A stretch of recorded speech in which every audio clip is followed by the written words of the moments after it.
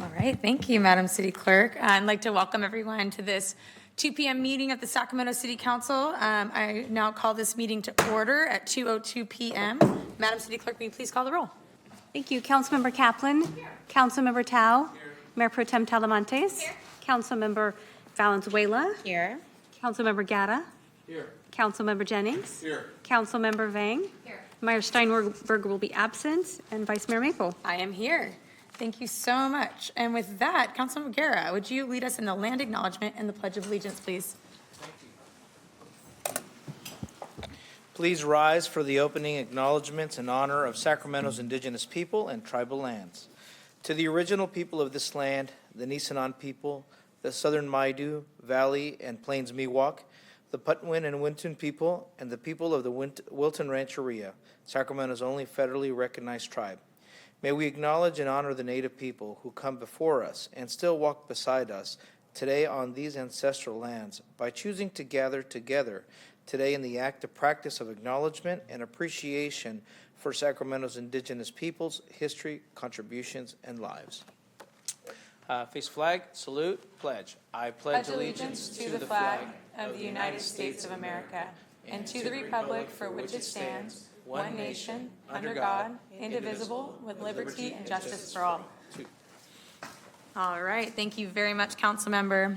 And we don't have this on the agenda, but we did want to take this moment to have a short but special presentation for someone that's really special to all of us up here and to the city of Sacramento. Today we're going to be acknowledging our incredible city attorney, Susana Alcala Wood. So she most recently was elected as president of the International Municipal Lawyers Association. Some of our colleagues here were able to congratulate her at the California League of Cities conference just a few days ago. She also was recently elected president of the City Attorney's Department for the League of California Cities. And the City Attorney's Office of the City of Sacramento was awarded a very prestigious award, which is the DEI Leadership Gold Seal by the State Bar of California. And we are the only other municipality aside from the City of Los Angeles to receive this honor. And so I think it really speaks to your leadership, Susana, and I'd love to invite you up to say a few words. Congratulations. I brought my own audience just in case nobody else clapped. Thank you so much. And this is all Mindy Cuppy's work because she doesn't let us not get acknowledged for the work we do. And she's a fantastic colleague. She's absolutely my rock here too. So thank you, Mindy, for everything you do. I don't think we appreciate you enough. So yes, I think thank you for this acknowledgement. I know we're going to be brief, and then like I said, I'll go back and sit in my hole and keep quiet. If I do everything right, I never have to speak at one of these council meetings. I think that it's going to be terrific being the president of the League City Attorney's Department. They absolutely wanted Sacramento's representation on there. I think that speaks volumes to the city, definitely, and the need to have us be more involved in the league, certainly from the City Attorney's Department. We are already very involved in a lot of the various organization efforts that we have as part of the department, and we speak and present at the presentations, but it's great to be president. It's going to be really busy. IMLA, the International Municipal Lawyers Association, president-elect this year, and I'll be coming in as a president next year. It's really, anytime you're recognized by your colleagues, obviously, and elected to these positions, it means a great deal. Thank you, though, for this opportunity to talk about our Gold Seal designation. Yes, we're the only other municipal office in the state that was awarded this Gold Seal designation. Last year, if you recall, when I presented to the PMP committee, I said we were going to go for it, and we did. I'm going to, Steve Itagaki's here. So Steve was our champion. He took it and ran with it and made sure that we met when you get a Gold Seal designation, it means you meet 9 out of the 10 requirements. And so I think we didn't get like a award or anything. We just one day noticed, hey, we're up on the website. And so the State Bar obviously is a licensing organization, regulatory body for all of the attorneys, and in our office, but also for the state. And so that's a designation of the dedication and commitment we have to DEI efforts. I shared with you a little bit of information on the dais about what that means. Obviously, that's an issue that's significantly important to the city of Sacramento. This council has made that a pillar of your of everything that you do in this community, and I just wanted you to know how much that this office takes that seriously and advances that, because the more we are inclusive of everybody in our community, you certainly want your law department to represent that in every facet of what we do. You don't hear a lot about us. We're always in the background, but here's a representative sample of your city attorney's department. Can you guys stand? Just stand. Please. They do excellent work for the office and for the department, and I'm so proud to lead them. So thank you. Thank you so much. A high honor, but do all the work that you do, you and your entire team. So congratulations. Another round of applause, please. It's okay, Madam Vice Mayor. May I request that we take a photo with Susanna's really cool sign here that the city manager's office made and her team before they leave? Certainly, yes. Let's pose for a photo. Whole team, come on. Or go in the front. Well, I think we could stay back here because there's something. Okay, we'll stay over here. We'll stay here. I think we should all go down.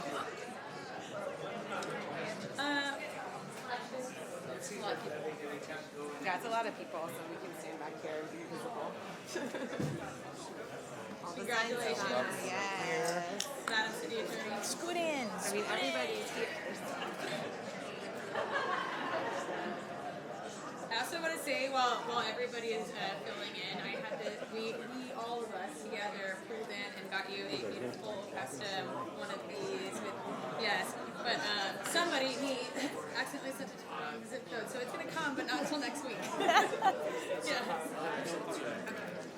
Okay. Yeah, come join me. I'm gonna be taking the picture, so if y'all can squeeze in, we can't have it to the side. other. Love each other. We gotta pretend to be colleagues. We gotta. There we go. The younger generation can bend down. Great. Okay, can I have this hat for you guys crunch and just a little bit? And then if you guys could scoot a little bit in, just a tad bit. Okay, awesome. Ready? 1, 2, 3. Cheese. Let's go. Okay, I will report. Hey, Eric. Eric, he's got it. Eric. Amazing work. Thank you so much. Chris, can you send it out to the office? Yeah, yep, I'm gonna get there and contact this folks.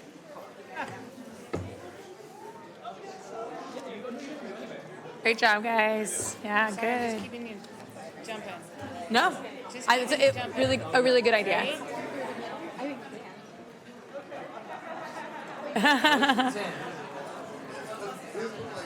And we'll just wait a moment while folks file out.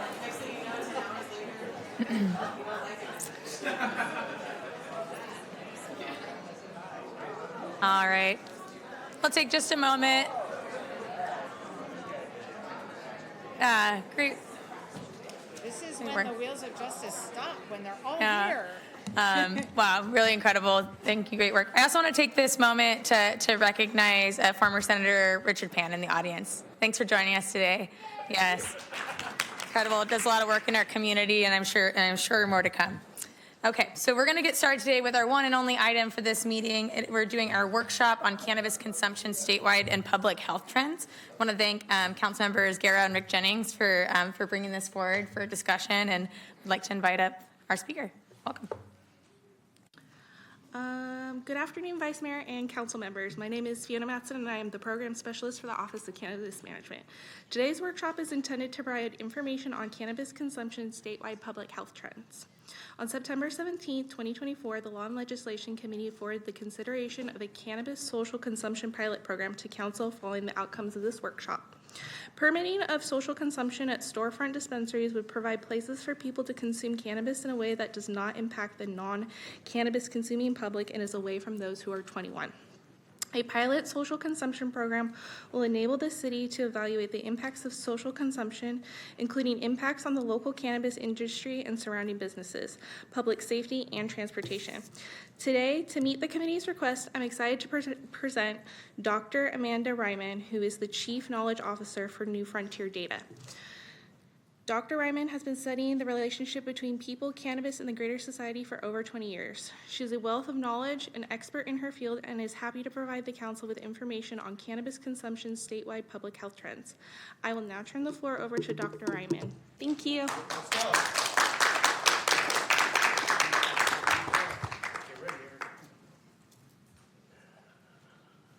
Can everybody see me and hear me? We can hear you, but we can't yet see you. So maybe, There we go. there we There go. we go. We can both see you and hear you. Welcome. Excellent. Well, thank you so much for having me. It's a pleasure to be here. I'm sorry that I'm not able to make it in person. After being an over 20-year California resident, I moved to Tacoma, Washington in July. So I am joining you from the Pacific Northwest today, but really, really excited about the opportunity to share some data with you. So I'm going to go ahead and share my screen and we'll get going.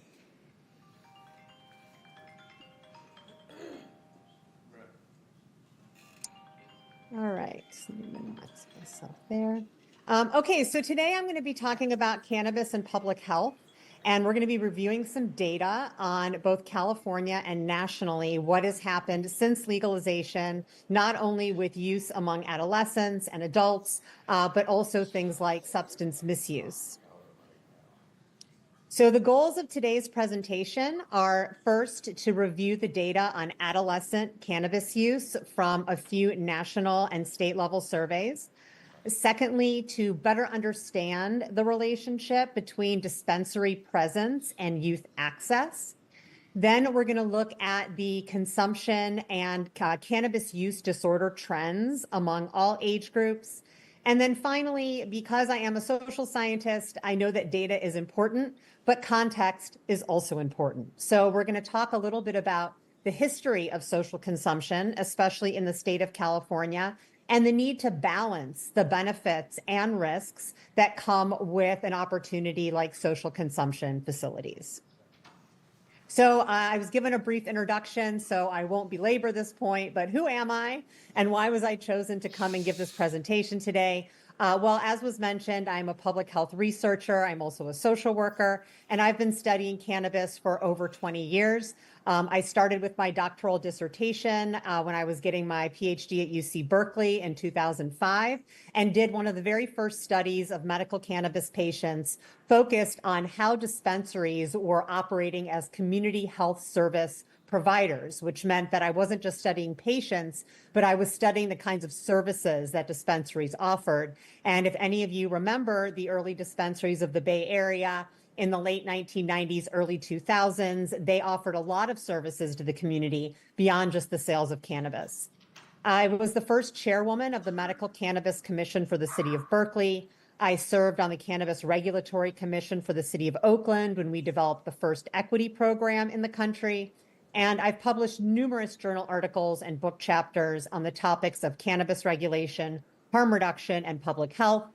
I am currently the Chief Knowledge Officer for New Frontier Data, which is a data and analytics company. And I also founded a platform called Personal Plants about 4 years ago that helps people develop and maintain healthy and balanced relationships with the cannabis plant with a focus on harm reduction and mindful consumption.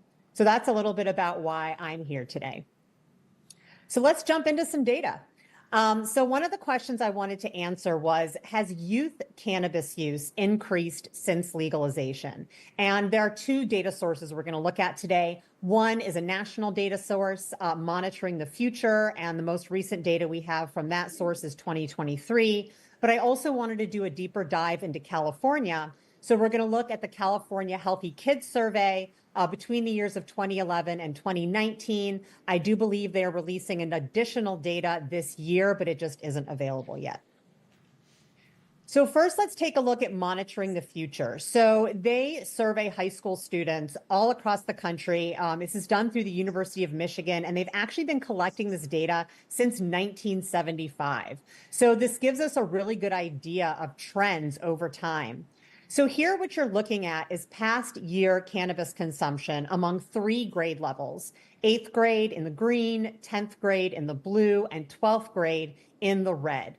So they just started collecting data on 8th and 10th graders in 1990. But as you can see, the trends for adolescent consumption increased during the 1990s. And then they remained fairly stable since then with a slight downward trajectory. Now, when we're talking about legalization, Colorado was the first state to legalize in 2012. So if you look specifically just after 2010, we see that levels of cannabis use remained fairly stable, and they did decline during the pandemic. So not surprising, youth were not socializing, they weren't in school, they weren't going to parties. So we did see cannabis use decline. Now, something that's interesting is that it has not rebounded. So that decline that we saw in 2020, we have not rebounded to pre-pandemic levels for any of these grades. But let's take a closer look at California. When I was living in California doing research there, folks would often say California is unique. We really can't necessarily compare California to other states in the country. So let's take a little bit of a deeper look at the grades in California and how consumption has changed between the years of 2011 and 2019. So this data is going to include the turn to legalization. As you know, California passed Proposition 64 in 2016, and legal sales began at the beginning of 2017. So this is going to capture a pre and post legalization time period. So just a brief summary, according to the California Department of Public Health, between 2013, 2015, and 2015, 2017, there was a statistically significant decrease in current and heavy cannabis use among high school and middle school students. And this decrease in cannabis use held constant for most of the demographic groups. So that's kind of overall what we're looking at. But when we dive and look a little closer into individual grade levels, you can see that for grade 7, except for this little blip we saw in one day in the past month use that went from 0.9% to 1.6%, between the 2015, 2017, and 2017, 2019 time periods, cannabis use has been on the decline since 2011.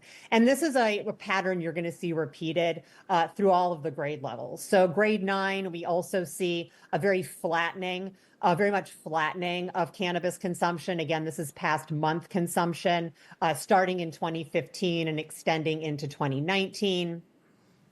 We see the same thing with grade 11.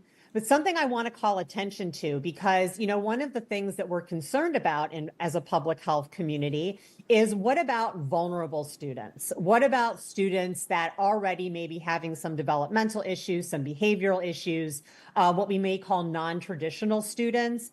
Are they at higher risk for cannabis consumption? Because we do know, especially among adolescents, cannabis use can be a form of self-medication, whether they're self-medicating for physical, social, or psychological issues. But I was very heartened to see that when we look at non-traditional students, the level of cannabis consumption, especially heavy consumption. So here we're talking about 20 to 30 days of cannabis use in the past month, has declined pretty significantly from 2011 to 2019. Now, we still see higher rates of cannabis use overall among this population, but heavy use declined from about 22% in 2011 to 2013 to about 10% in 2017 to 2019. And so I think that shows that we're doing a pretty good job, especially around dissuading and discouraging students that may be experiencing other vulnerabilities from turning to cannabis as a way to self-medicate. So the second question I wanted to answer was, is youth access to regulated cannabis an issue? So I will say that overall, we really have not seen instances of youth getting access to regulated cannabis retail. Now, I want to make sure that I'm using the word regulated here because, as we all know, California has a bit of a unique landscape. In addition to regulated stores, we also have quite a few unregulated stores, and sometimes these stores look very similar. But when we're talking about regulated, licensed facilities, we really don't see youth gaining access to these places. Well, why is that? Well, as anybody who has run a cannabis business or has gotten a cannabis license can tell you, the process, especially in California, is extremely onerous, time-consuming, and expensive. So risking that license to let a 17, 18-year-old in who honestly probably doesn't have very much income to spend in the store is not worth it. And when we have looked at secret shopper and decoy studies that employ minors or adults that look like minors to try to enter regulated facilities, by and large, they are not successful, and they are certainly less successful than entering licensed alcohol facilities. But let's talk about some of the research on the relationship between legalization, access to dispensaries, and perceived access among youth. So these studies are going to span several different states. I do have a few that were based in California, but most importantly, they either span a time when the state went from an illegal state to a legal state, or they're looking specifically at proximity of retail outlets to use of cannabis by young people. So the first study is a fairly small sample. It's only 146 adolescents who lived in Oregon or Washington between 2005 and 2019. The reason I selected this study was because it does span the time when both of those states went from being illegal to being legal states. So we kind of call this a naturally occurring experiment where we're able to see what happens before and after a policy change. So this study found that the number of retail stores within 2, 5, 10, or 20-mile radius of adolescents' homes did not increase the likelihood of past year cannabis use at the within or between subject levels. And there was no greater likelihood of cannabis use among youth whose adolescence overlapped with that post-recreational cannabis legalization period. So youth that were in adolescence before and after legalization, there was no relationship either to their use before or after legalization or to the proximity of a retail outlet. The second study was from Illinois. This is a much larger sample. This is 10,500 youth, and this is looking specifically at medical cannabis dispensaries. So I want to be clear on that. They found that past 30-day use was actually lower among youth who lived in zip codes with medical cannabis dispensaries, and this was statistically significant for 10th and 12th graders. They had a lower odds of past 30-day cannabis use if they lived in a zip code with a dispensary, and only 12th graders had lower odds of past year use. Suburban youth also had lower odds of cannabis use. So this study also found that having a dispensary in your zip code was not related to increased levels of use. However, we also want to look at perceived access. So again, just because a young person thinks that they may be able to access cannabis doesn't mean they can, but it is important for us to understand the relationship between the presence of cannabis retail and whether or not youth think that that's a signal that they could access cannabis more easily if they wanted to. So this was a study that was done in Colorado from the Healthy Kids Colorado survey of 40 schools, and they surveyed students before and after recreational cannabis went into effect there, about 12,000 students in each sample.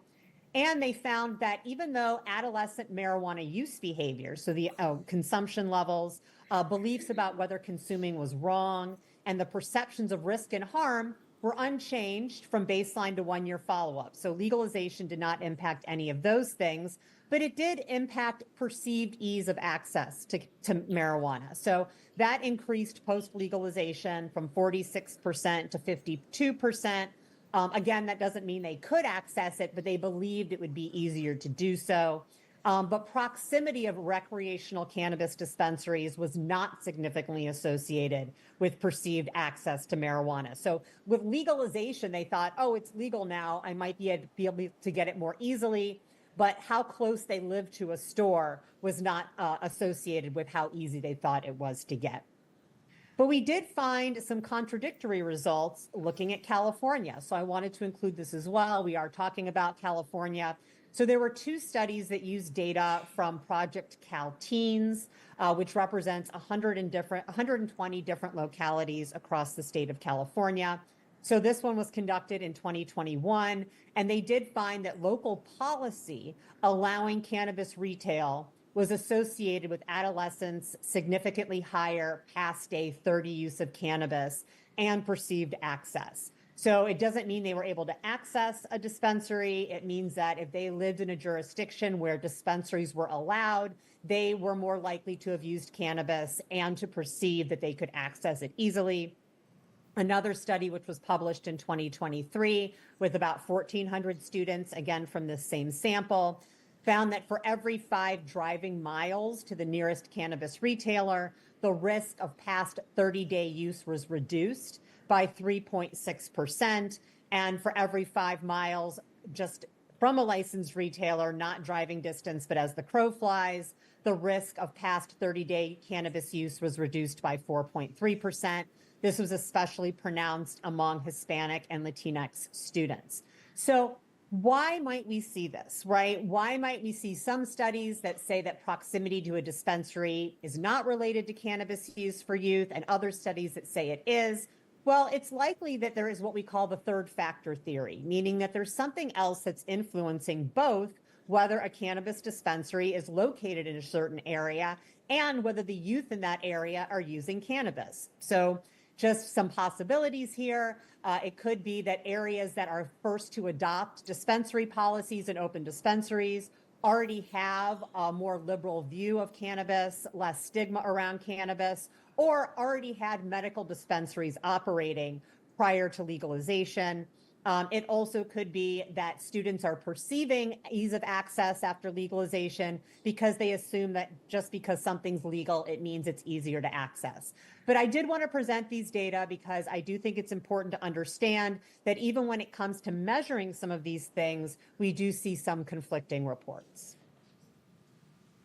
So now I want to turn to another national data set, the National Survey on Drug Use and Health, and look at consumption among the general population. And I think this is important because we're talking about youth right now. A lot of this data is around youth, but it's also interesting to look at what's happening to adults post-legalization when it comes to their own cannabis consumption. So I compared the years of 2018, 2022, and 2023 across age cohorts. So what you'll see, 12 to 13-year-olds, very minimal consumption, didn't change from 2018 to 2023. 14 to 15-year-olds, consumption went up slightly between 2018 and these other 2 years, but not significantly. 16 to 17-year-olds, it actually declined. So you see the use rates there. This is past month consumption in 2018 compared to 2022, 2023. The rates are steadily going down. 18 to 20-year-olds remained unchanged. So these are the cohorts that do not have legal access to cannabis, right? Unless you're a medical patient, then you can access it at age 18 or younger with parents' permission. But these are by and large individuals that do not have legal access to cannabis. But look what happens among adults, among those 21 and up who do have access to legal cannabis. So we are seeing among every age group cannabis use increase past month consumption between 2018 and 2023. Now, there's a couple of things going on here that I want to point out. One is that when we talk about our Gen Z population, which here is going to be about age 21 to 29, they are drinking far less alcohol than their millennial or Gen X or baby boomer cohorts before them.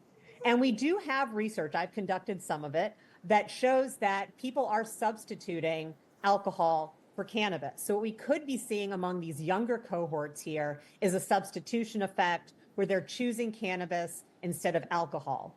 When we look at folks aged 30 to 39, these are likely people that were abstaining from cannabis when it was illegal because they're parents and they didn't want to use cannabis. There's still risk. The risk is a bit different in California, but there's still risk of kids being taken away, of family services being involved if it's found out that a parent is using cannabis. And in some states, this could even be a medical cannabis patient.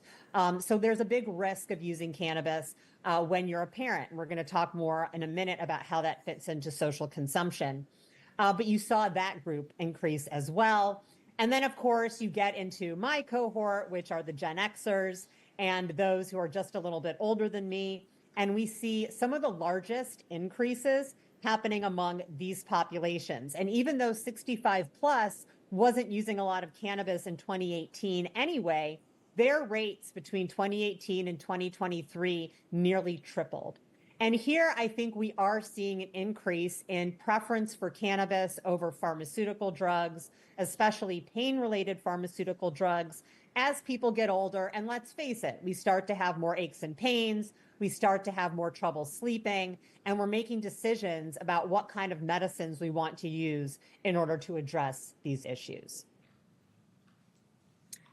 So a couple other things I wanted to look at before we kind of get into some more of the context. One is cannabis use disorder on the rise? So just a little background on cannabis use disorder. It was introduced to the Diagnostic and Statistical Manual, the DSM, which is basically our big book of mental health conditions, and not until 2008. And one of the reasons why we brought cannabis use disorder on board is because cannabis dependence does not look necessarily like dependence on other substances. And we could basically do a whole other presentation on why that is. But suffice it to say, we needed to come up with an umbrella of symptoms and behaviors that we couch under cannabis use disorder. So just a little bit of a background. So looking at the years of 2018 to 2023, these are individuals who have been diagnosed with cannabis use disorder in the past year. And just for comparison, in the parentheses, I added the rates for alcohol use disorder because I think it's important to have a little bit of context when we look at the two most commonly used substances, which are cannabis and alcohol.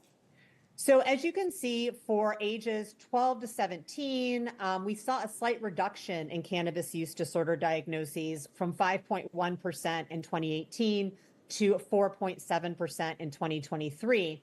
For the other age groups, it stayed flat. So we didn't see any change at all between these 2 years.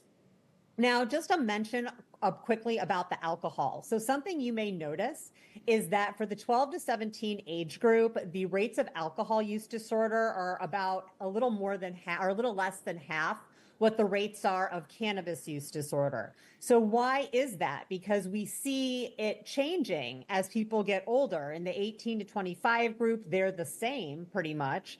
And in the 26 plus group, we see the rates of alcohol use disorder about twice the rates of cannabis use disorder. So why is it different among the 12 to 17-year-olds?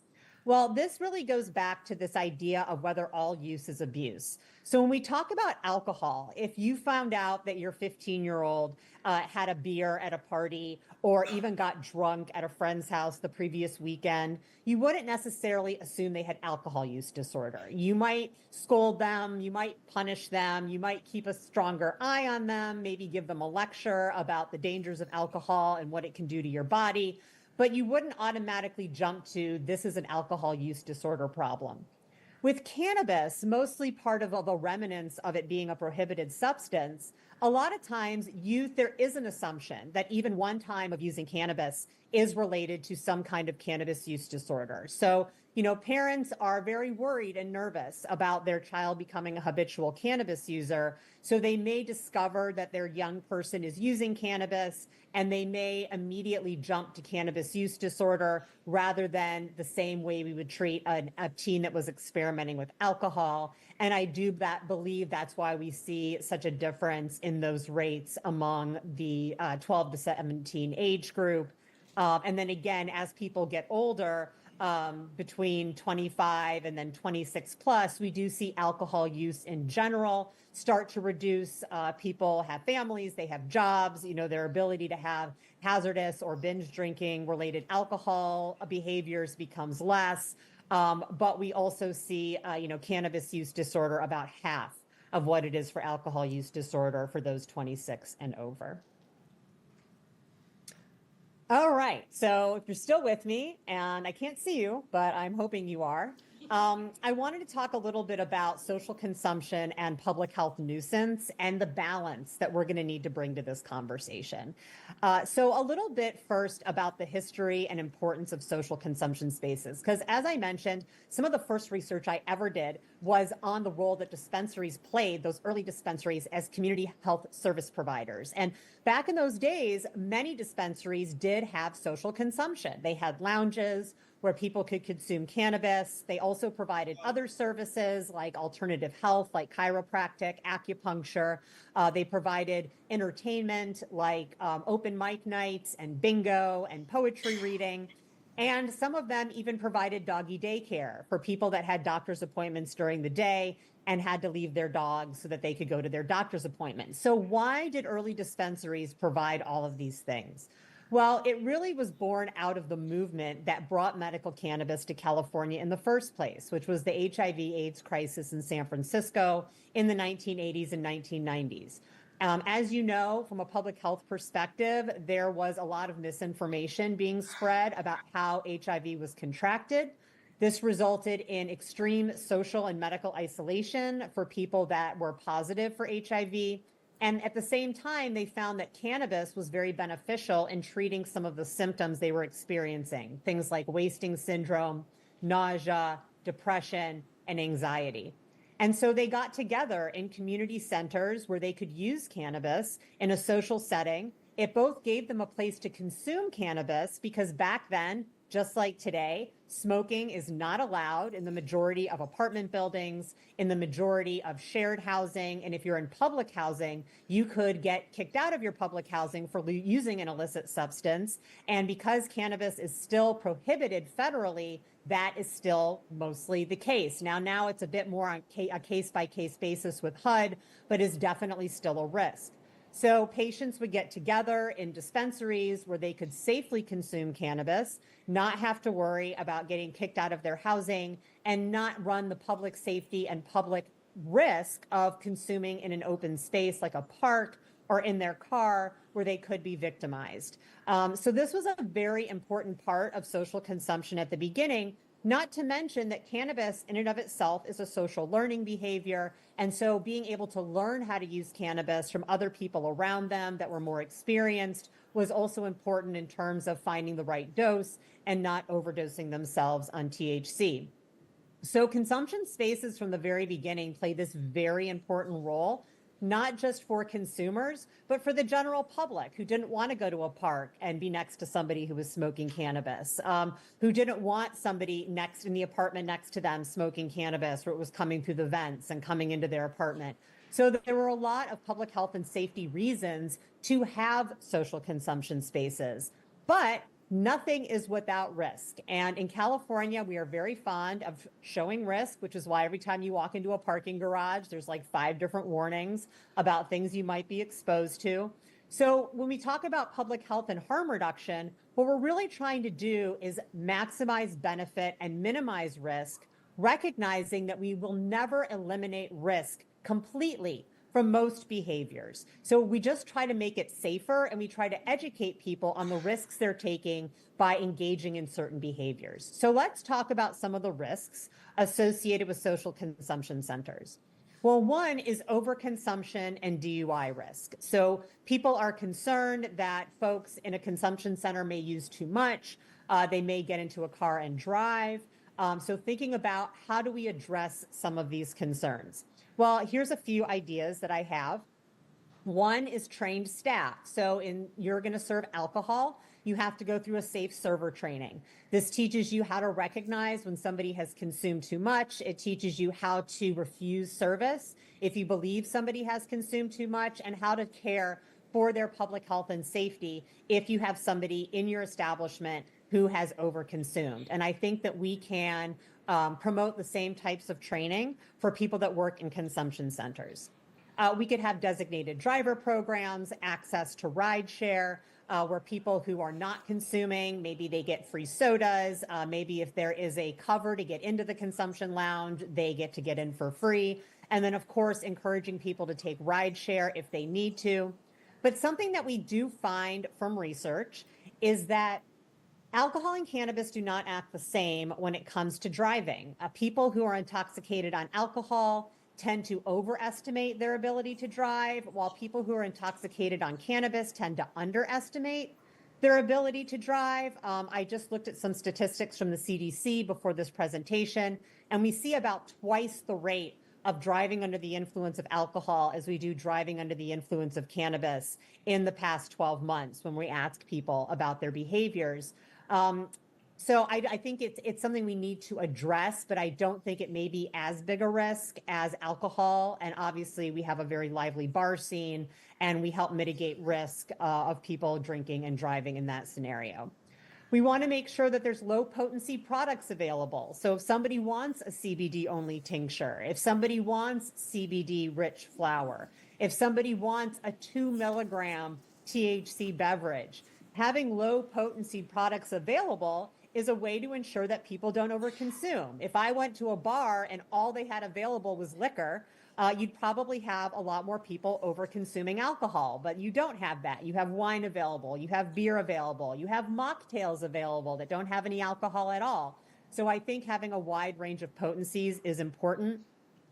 You can talk about serving limits. So this could either be individual self-serve limits, it could be purchase limits for people that are going to stay in the consumption lounge. It can also be time limits, how long someone's allowed to stay in the consumption lounge. A lot of the early dispensaries did have time limits on how long someone could stay. It's important to allow food and non-alcoholic beverages to be made available. Being able to eat, being able to drink water and other non-alcoholic beverages is going to reduce the likelihood of somebody over-consuming. And then a good availability of education on dose-response relationships to various products. Inhalation has a very fast response. People feel it right away. It tends to wear off in about 20 minutes. Edibles are different. It can take up to 2 hours for somebody to feel the effects of an edible. And then that intoxication can last for several hours, and it can be more intense than inhalation. So it actually increases the likelihood of overconsumption if somebody is using edibles versus if somebody is consuming via inhalation. So here's where we kind of get to the crux of the issue.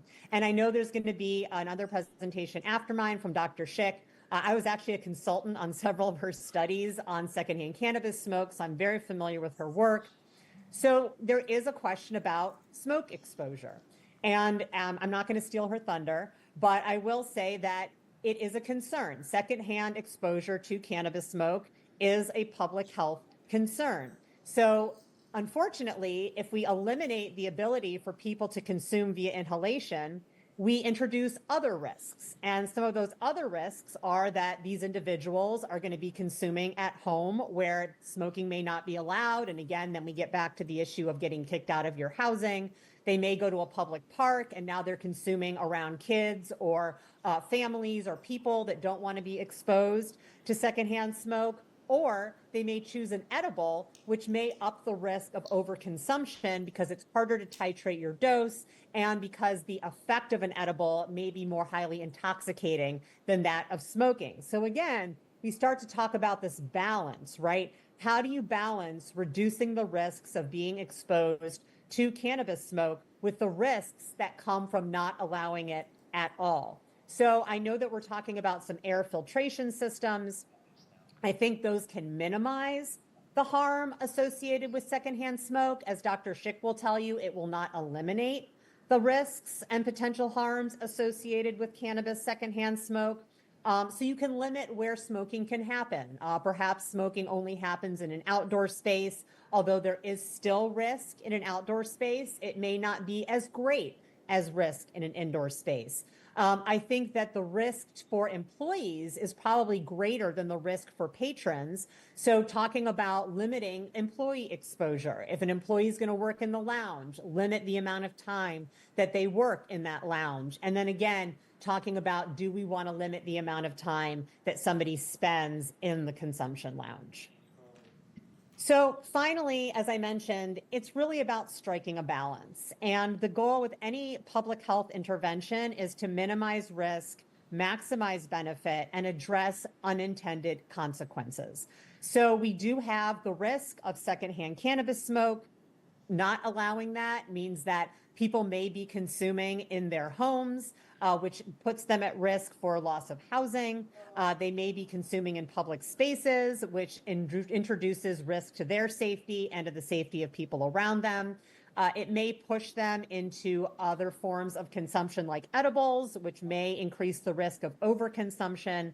And then, of course, we want to try to mitigate the risks of DUI, although I do not think they're as pronounced with cannabis as they are with alcohol, by things like safe server training, making sure that people understand that they can call rideshare, really promoting public transportation options rather than driving, and really understanding the dose-response relationship and making sure that patients and other consumers have that education so that they're choosing the right form of cannabis for them. All right, so that is my presentation. I'm going to stop my share, and then we'll take it from here. I'm not sure if we're opening it up to questions now, but happy to answer them. All right, thank you so much, Dr. Ryman. If it's okay, I'd love to have you stay on the line. We'll hear next from Dr. Suzanne Schick, and then and we'll take public comment, but do want you to be available in case there are questions from my colleagues. Thank you so much for the thorough presentation. My pleasure. Wonderful. Great. All right. I'll Thank you pass it very- over to Councilmember Go. Thank you very much. It's my pleasure to welcome here Dr. Suzanne Schick, and I had the pleasure of being introduced to her by Dr. John Balms, who's also a board member for the California Air Resources Board. And when I said, "Hey, is there anybody who understands the impacts of lung impacts?" he said, "You have to go to my colleague, Dr. Suzanne Schick. She's works as an associate professor at the University of California, San Francisco in the School of Medicine. She studied the effects of air pollution in human subjects, as well as a focus on the chemistry and toxicity of smoke and how exposure to tobacco or cannabis smoke can cause heart or lung disease. Her research on the chemistry and toxicity of cigarette smokes has helped define a new health risk from smoking and toxicity of cannabis products and emissions like the dab aerosol." With that, thank you, Vice Mayor, and glad to welcome Dr. Suzanne Schick to our council chambers today. Thank you. It's an honor to be present. When my slides are up on the projector, I will start. All right, we'll just do one moment. There we go. All right. Thank you very much for your attention. I only have 5 minutes, so I'm not going to fluff up my expertise. I can just say that I've been in the game as long as Dr. Ryman has, and I agree with a lot of what she said.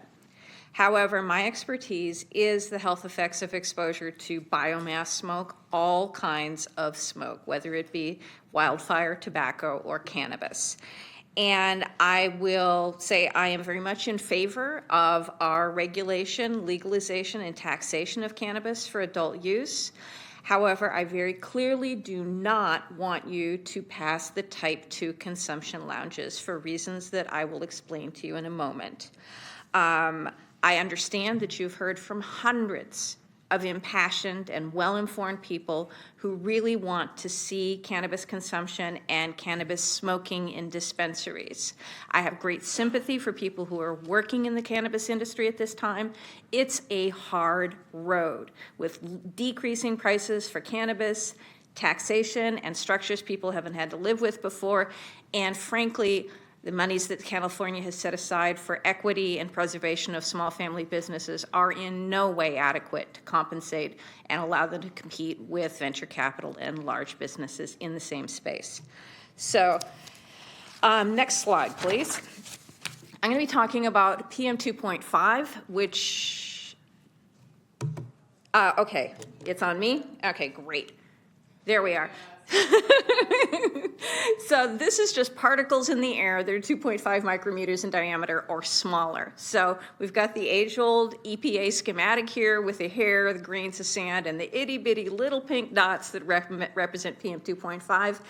For biomass smokes, we're really looking at droplets of oils and waxes that are mixtures of thousands of different chemicals. And why we care about the size of the particles is because the size determines how deeply they penetrate into your body. And PM 2.5 isn't everything that's 2.5 micrometers in diameter. It's 2.5 and everything smaller.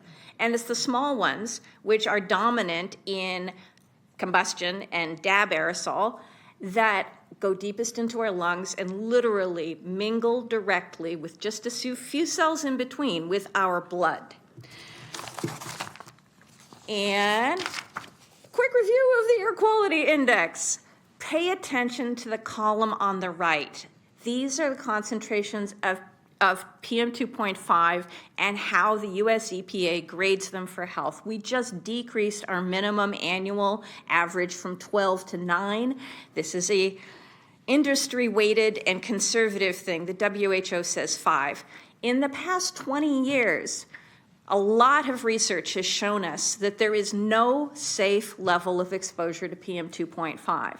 The moment you get even just 5 to 10 micrograms more, you see a health effect if you're looking at large enough people, groups of people. And I'd like everybody to check in with their personal experience.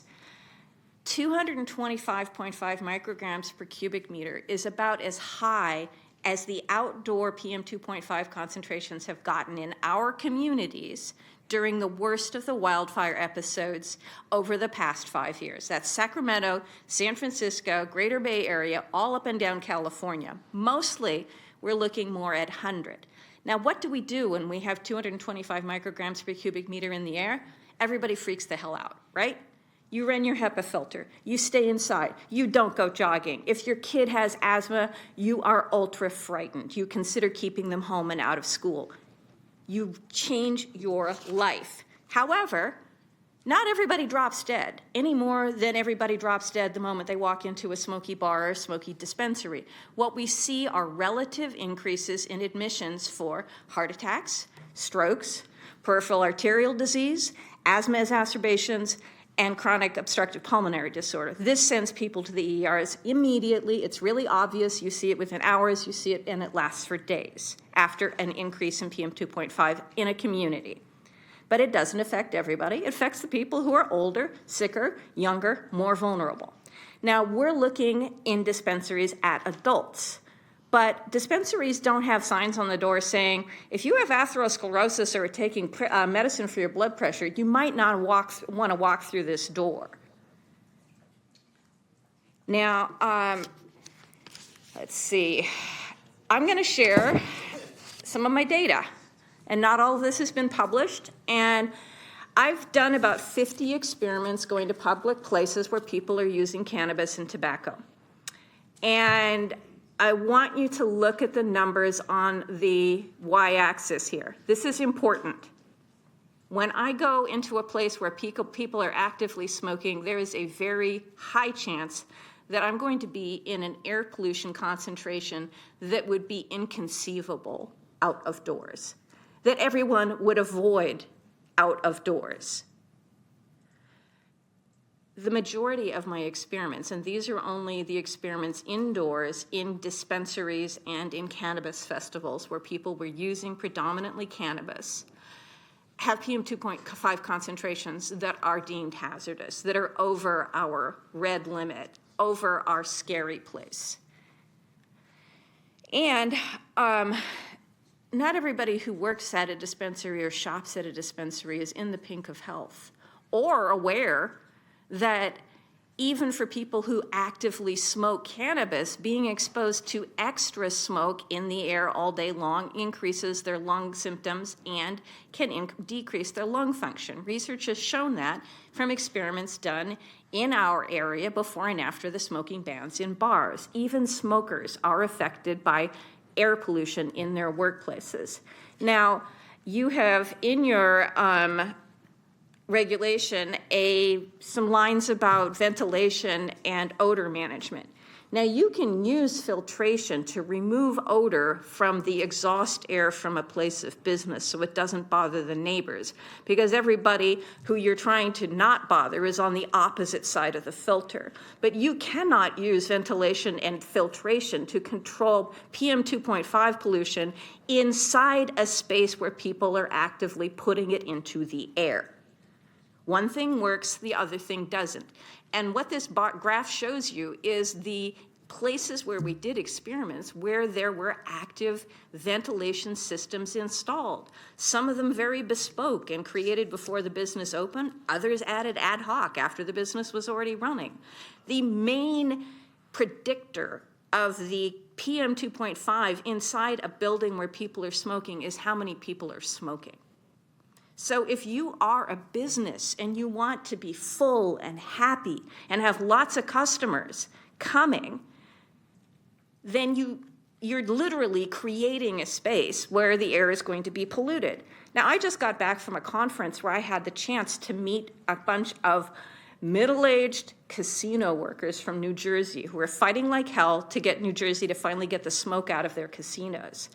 And these people exemplify and explain why you can't say, oh, well, we don't have to worry. Everybody's making a choice to enter that dispensary. Because these people made the choice to work in a smoky casino because it was exciting and it paid really well and they were young and it didn't bother their health. But as they've gotten older, it's made them very, very sick. And these people got activated to work on this because they had 2 years smoke-free during the pandemic.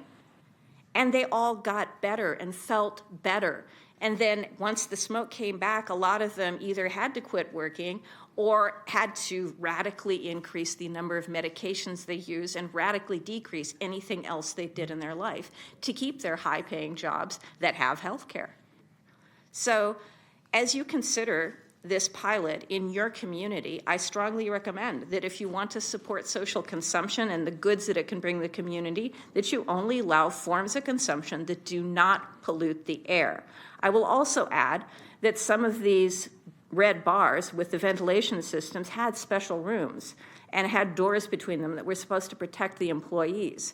But when you're running a business, you have to supervise your customers. Doesn't matter whether it's a dispensary or a library. If you're not in there, the customers are getting up into mischief.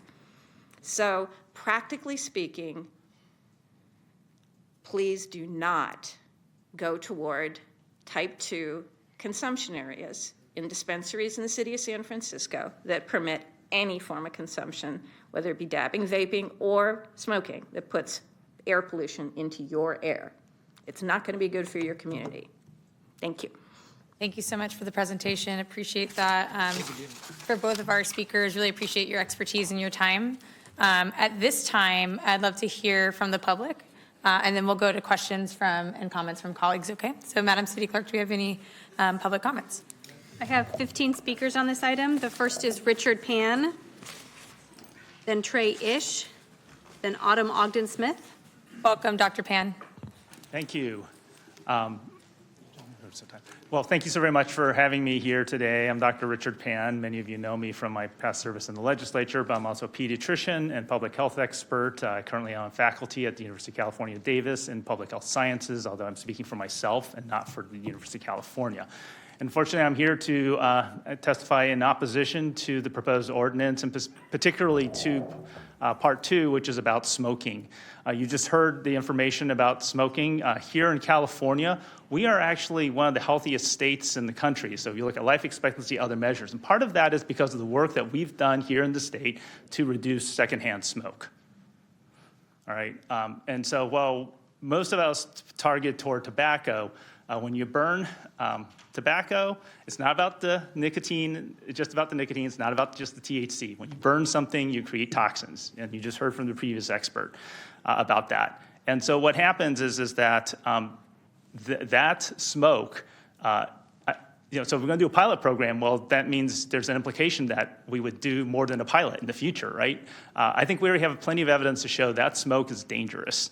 And frankly, one of the things to keep in mind is the workers who have to work in the dispensary, right? The people who have to work there, what choices do they have? Now, you can say they have a choice not to work there, but come on, we know that people are looking for jobs, et cetera.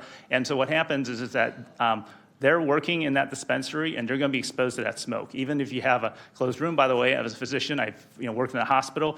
A negative pressure room needs 2 doors. You have someone monitor, et cetera. And even then, stuff gets out. So if we're going to protect the people who are working, people in the community, we cannot have secondhand smoke. And also, it sends a wrong message to our youth as well. So for that reason, I am strongly in opposition to particularly Section 2, and I hope the council will reject that in consideration of this ordinance. Thank you very much. Appreciate it. Trey Ish, then Autumn Ogden-Smith, Jamie Morgan, Twyla Laster. Good afternoon. I'd like to thank the City Council and Vice Mayor Maple and staff for holding this meeting. I'm not in favor and I'm not opposed to on-site consumption, but I do have some questions. I know there was mentioned the airflow and wanted to know if there was going to be specifications on airflow. Because some of those can be really expensive in terms of having a certain amount of parts per million flow out of these lounges. And also wanted to know about if the lounges would have to be manned by employees. Like the previous speaker, she said that, you really do need people there because people will get into mischief if they're not being watched. And also, will extra security, will an actual security guard have to be on site in the lounge? And I'd like to know if the lounges would be able to serve food and non-alcoholic beverages, and if so, would the food be allowed to be prepared on site? And one other thing, I'd like to know if entertainment like live music and comedy shows or whatever would be allowed, and would the dispensaries be able to charge a fee for the people to show up and to come in? Again, I just wanted to thank the City Council, and that's all I have. Thank you. Thank you. Some great questions. And just as a reminder to the public, we can't engage in a back and forth on questions, but hopefully some of those questions will be answered during the course of my colleagues' comments and questions. If not, you can always follow up with us directly. Thanks. Welcome. Hi, Vice Mayor and Council. Autumn Ogden Smith with the American Cancer Society Cancer Action Network, here in opposition to this proposal. ACS-CAN opposes this proposal because it undermines smoke-free workplace protection laws by proliferating venues in which workers could be exposed to secondhand smoke. Secondhand smoke does not respect boundaries. It seeps through light fixtures, wall outlets, ceiling crawl spaces, and under doorways. Ventilation systems also do not protect anyone from carcinogens found in secondhand smoke. The Surgeon General has concluded that separating people who smoke from those who don't, cleaning the air, and ventilating buildings cannot eliminate exposure to secondhand smoke. In fact, the operation of a heating, ventilation, and air conditioning system can redistribute secondhand smoke throughout a building. Further, the American Society of Heating, Refrigeration, and Air Conditioning Engineers holds the position that only means of avoiding health effects and eliminating indoor smoke exposure is to ban all smoke inside and near buildings. And one other point to make is that the legislature about a year ago, passed a law prohibiting smoking in all hotels and motels because there's no way to protect going from one room to another and to protect the workers who clean there. There are simply no engineering approaches, including ventilation and air cleaning, that can fully eliminate the risk of secondhand smoke exposure. And for these reasons, we ask that you vote against this measure. And I thank you for your time. Next speaker is Jamie Morgan, Twyla Laster, Suzanne Schenk.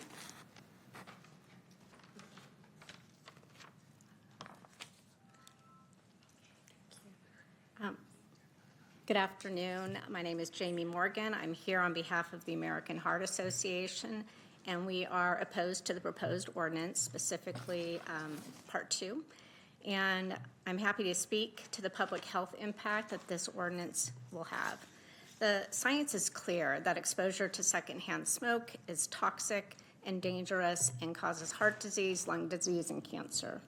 Secondhand marijuana smoke contains many of these same toxins and carcinogens found directly in inhaled marijuana smoke in similar amounts, if not more. Even worse, particulate levels from secondhand marijuana smoke are higher than tobacco smoke. It is also clear that there is no safe level of exposure to secondhand smoke. And as you've heard, the only safeguard against secondhand smoke is to not allow it. For nearly 30 years, California's pioneering smoke-free workplace laws are responsible for greatly reducing rates of tobacco use and associated deaths. California has fought hard to protect workers and ensure a safe, healthy, smoke-free work environment. This ordinance will recreate the harmful work environments of the past, and we urge you to side with public health and science and oppose this ordinance when it comes before you. Thank you. Thank you for your comments. Twyla, then Michaela Pearson, then Diana Nguyen. Good afternoon, Council. I am Twyla Laster, the project director for Saving Our Legacy, African Americans for Smoke-Free Safe Places. And we're committed to fostering a healthy, smoke-free environment for African Americans in all populations as we address the intersection of tobacco and vaping and cannabis in public health education. We'd like you to consider the following highlights regarding cannabis lounges. With Governor Newsom recently signing legislation of cannabis cafes, it's now up to Sacramento to protect the hospitality workforce of residents. Historically, at the local level, where lawmakers have stronger laws to protect than the state to protect their communities. Type 2 cannabis lounges pose serious risks to health workers, their musicians, their performers due to cannabis smoke exposure, which causes harmful cardiovascular health issues and could increase health costs. Cannabis smoke produces 3.5 times more secondhand smoke than smoking a cigarette, and vape pollutants poison the air similarly. So as you heard, proponents say that ventilation systems protect workers. Research shows that they don't, as you just saw. But type 2 cannabis lounges could create a legal and regulatory challenge, also complicating law enforcement and creating some complex uncertainties for businesses and authorities alike. So cannabis lounges would represent a significant step back for Sacramento's commitment to health, to safety, and to smoke-free work environments. And we thank you for weighing these factors in your decision-making to ensure a balanced approach that considers the broader community. Thank you. Thank you for your comments. Michaela Pearson, Diana Nguyen, Martin Martinez. Good afternoon, Vice Mayor and council members. My name is Michaela Pearson. I am the Tobacco-Free Programs Director at Breathe California Sacramento Region. For years, Breathe has been fighting for clean air, healthy lungs, and tobacco prevention in the Sacramento region. Our current work is focusing on advancing smoke-free policies across Sacramento County, including outdoor work sites, parks, and multi-unit housing. We were made aware of this effort on indoor cannabis smoking. The legacy of California's smoke-free indoor spaces has been a benchmark for protecting public health, particularly for employees in enclosed spaces. Decades of research have demonstrated that inhaling any form of smoke, whether tobacco or cannabis, is harmful and poses significant risks to lung health. Our primary concern is the increased exposure of workers to secondhand and third-hand smoke in cannabis lounges. Allowing indoor cannabis smoking feels like a step back in our efforts to safeguard the health of indoor workers. Similarly to tobacco smoke, cannabis smoke contains harmful chemicals, including carcinogens and fine particulate matter, which can adversely affect respiratory and cardiovascular health. There is no safe level of exposure to these toxins, and no ventilation system can fully eliminate the risk associated with secondhand and third-hand smoke. Given our long-lasting standing work in tobacco prevention, we urge to approach this public health issue with the same caution and consideration as tobacco-related risks. Thank you for your time. Give your comments. Diana, then Martin Martinez, then Mayesha Bahati.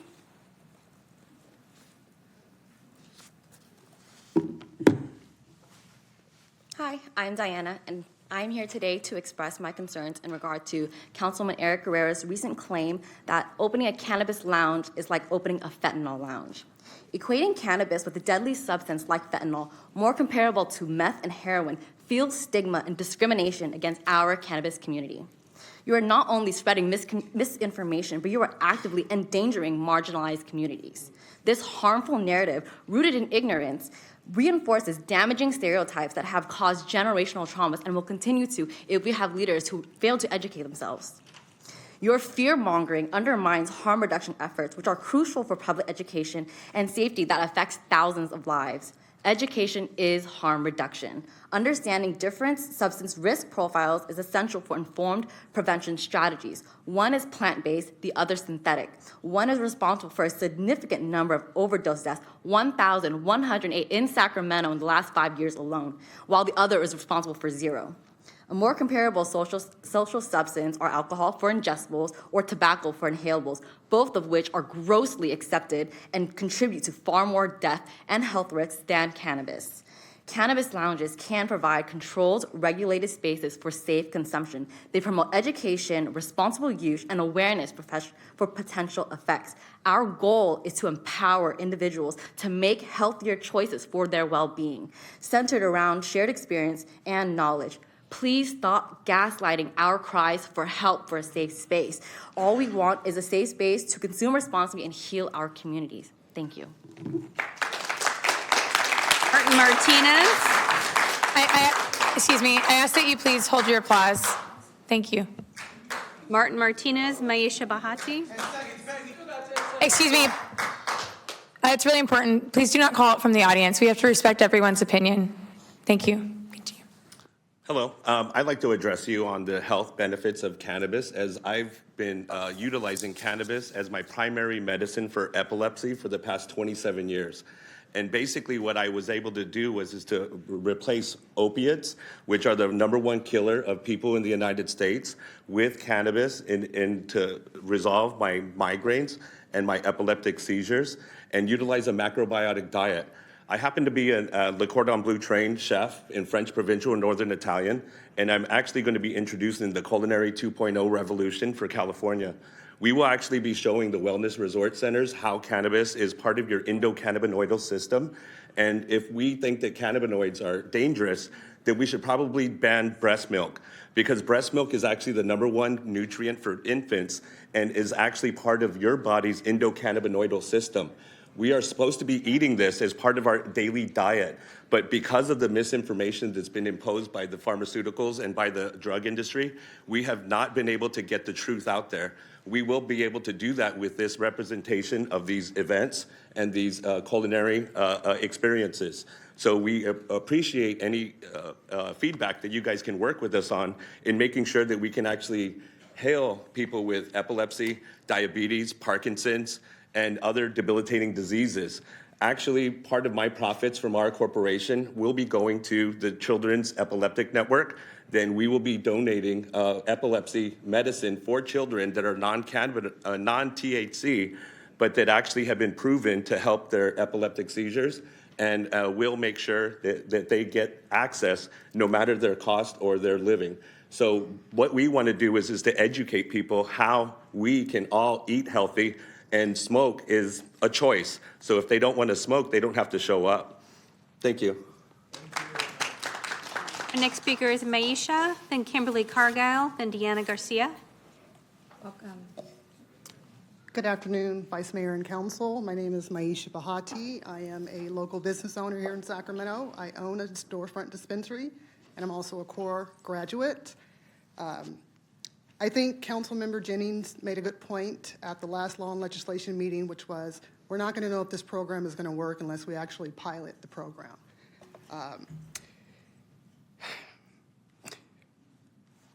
The risks are always going to be there. I mean, we're adults. We're talking, the voters approved Prop 64. I don't get kids coming to my dispensary. I rarely get, or I've never had a pregnant woman come into my dispensary. And the purpose of a pilot program is to see what works and what does not work. There are safety safeguards in place currently with operating consumption lounges that minimize the risk. No, we cannot get rid of all of them, but it's a risk getting in my car to drive here today. If the risks were so great, why was it approved to be recreational sold here in Sacramento? And why are we continuing to allow more dispensaries to come if the risks are so great? Currently, city planning is rezoning to allow more dispensaries through the social equity program. So more people are going to be consuming, more people are going to be purchasing, but yet we are at odds to have a safe space for people to go to consume. Again, part of a pilot program is to see if it's going to work, to see if these safety measures really work. So you can have a better idea when the conversation comes up again if this is something that's going to move forward. So I urge the council to give this a try. It is working in other areas. We have not had any data to say that it is detrimental in any other areas where social consumption is working. Thank you so much. Appreciate your time. Next speaker is Kimberly Cargile, then Deanna Garcia.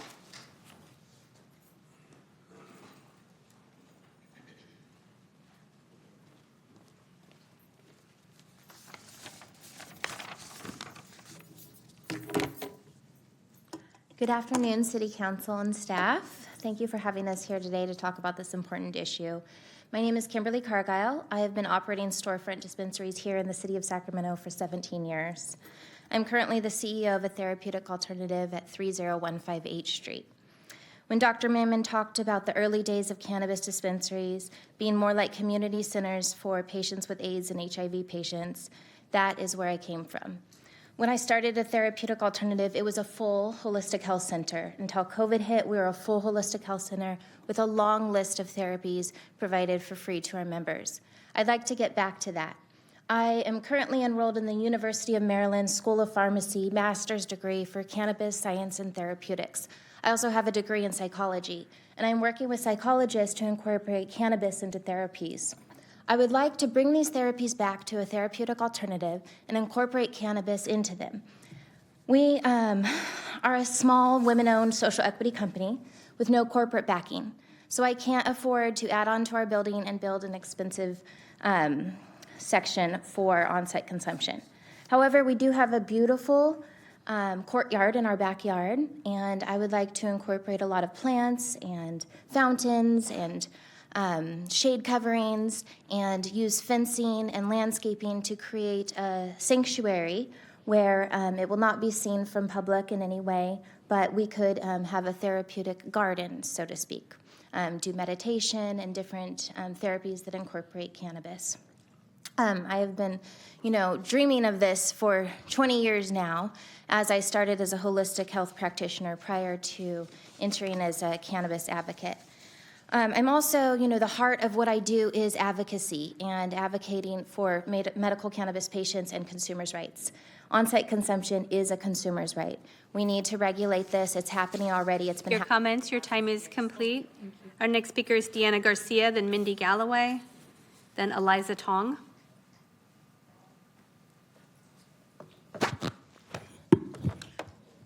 Good afternoon. City staff, city council, thank you everyone for putting together this meeting. This is a great day in cannabis history where we all get together and share our ideas. And a lot of familiar faces up there, a lot of friends sitting up there behind these microphones here for a lot of years now, as we've been advocating to legalize safe access to cannabis. Safe access to cannabis has been slowly making its way here to Sacramento. And this is just another step to it. This is just another step to opening the doors to safe access to tested cannabis that we can educate on and that we can teach people how not to overdose on pharmaceuticals, on how not to overdose on alcohol, how to give their family a better quality of life. And I know all you folks are good people. I know you all got good hearts and good intentions. Please realize that making this legal is a good thought and a good intention to move forward with. Have a good day. Next speaker is Mindy Galloway, Eliza Tong, Zion Tatis, then Sarah Michael Gaston. Good afternoon, City Council and staff. My name is Mindy Galloway. I'm the CEO of the Pocket Dispensary and Camilla Shared Manufacturing. And I come towards you today to not only advocate for myself, but also for my members at my dispensary. So we see hundreds of people per day. 80% of what we sell are combustibles, smoking, vapes, dabs. And also 90% of my staff also daily smoke combustibles. I daily smoke combustibles. I actually can't do edibles. It's an enzyme in your liver, actually, that creates it to be more stronger for me. And so I do not do that. I do smoking. So cannabis consumption is smoking. There is no way to get around with that. And although we are recreational, many people use it for medical reasons. So there's a lot of physical and also mental health. Cannabis is a wellness industry, And bringing community in conjunction with cannabis can really help empower people. You know, you all know the power of people. I've met my best friends, my people have helped me. I now own businesses because my friends have taught me how to do accounting, how to do HR, but you engage with people and you better your life, and this is what we want to bring.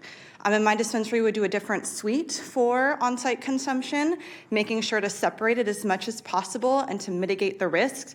As a license holder, I want to work with you, so please work with me to create safety. I do want my employees to be safe, and I want my members to be able to empower themselves, make the choice, have their consumables in a safe place, and that they can connect with other people and also get education. Thank you for your time. Tong. I have 7 more speakers. Good afternoon. My name is Eliza Tong, and for identification purposes, I'm a professor of internal medicine at UC Davis, where I take care of patients in the hospital and clinic, and I'm the director of the Tobacco Cessation Policy Research Center. I'm representing myself as an individual and as someone born and raised in Sacramento. As a doctor and researcher, I am opposed to see this proposed program that may allow smoking indoors. This undermines our city and state's reputation for being a smoke-free leader. In 1990, Sacramento was one of the first to adopt a clean indoor air and health protection ordinance. In 1998, California led the way to protect the health of workers and patrons with smoke-free bars. Since 2006, the Surgeon General concludes there's no safe level of secondhand smoke exposure. As you've heard, ventilation is not a solution for clean indoor air. Ventilation can't eliminate all the fine particulates that cause inflammation and rapid health effects in cardiovascular and lung disease.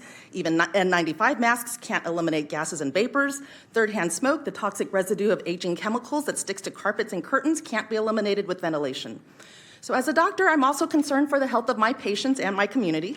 There's a growing number of health risks that providers and cannabis users are not aware about, from cannabis hyperemesis syndrome to psychosis to EVALI.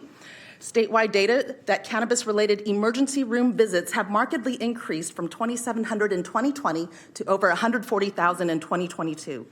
Pregnant women in California are using cannabis at more than twice the rate of cigarette smoking. 1 in 10 students in California used cannabis in the past month in 2023, as opposed to the older data you saw earlier. 42% of California adults report cannabis smoke exposure in the past couple weeks, and Sacramento has a higher prevalence of past month cannabis use at 21% than the state average of 17%, and that's over 220,000 people.